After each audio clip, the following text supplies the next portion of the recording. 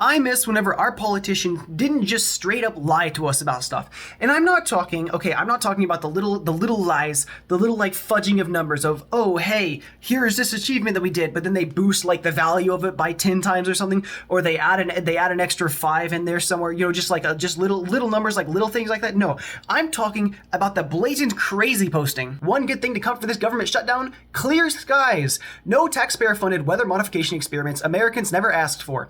My Clear Skies Act will ban geoengineering and weather modification. No more spraying chemicals in our skies. It's time to end this dangerous and unregulated practice. She is coming on and claiming that the government shutdown has resulted in us no longer funding the organization that flies planes through the sky to spray the chemtrails. That is what this means. She is logging on and telling her constituents that we are funding an organization that is spraying chemicals in the air to do something like control the weather and do these experiments out in the public with the public air. Like that's what this reads as. I mean, maybe that's not what she meant, but when I read this, that's what I see. And this stuff is like not exclusive to Marjorie Taylor Greene too. She was just the most recent example that popped up on my feed that I'm like, okay, we're just saying this now.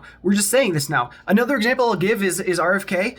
He's also just like said some crazy stuff. I'll pull this quote up because it's related to the stuff that we just talked about. Between March 2022 and June 2023, Kennedy made a number of comments claiming that man-made chemicals raining down on our children cause very profound sexual changes in them, including sexual confusion and gender confusion.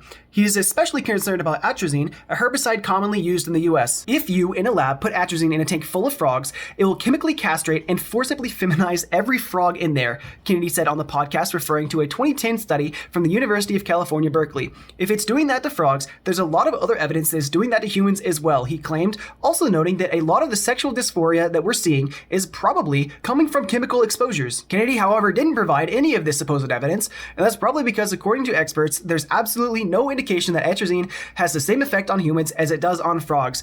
This is straight parroting the Alex Jones bit that they're putting chemicals in the water that are turning the frogs gay. It's just the same stuff. It's the same stuff, and that's just one. That's just one of the crazy things that this guy has said. As you know, in combination with all the other things and a bunch of the other officials that are out here just saying now that they're just telling us, and like they're the people we're supposed to look up to and believe for this stuff. It's just, I'm tired. I'm tired of it.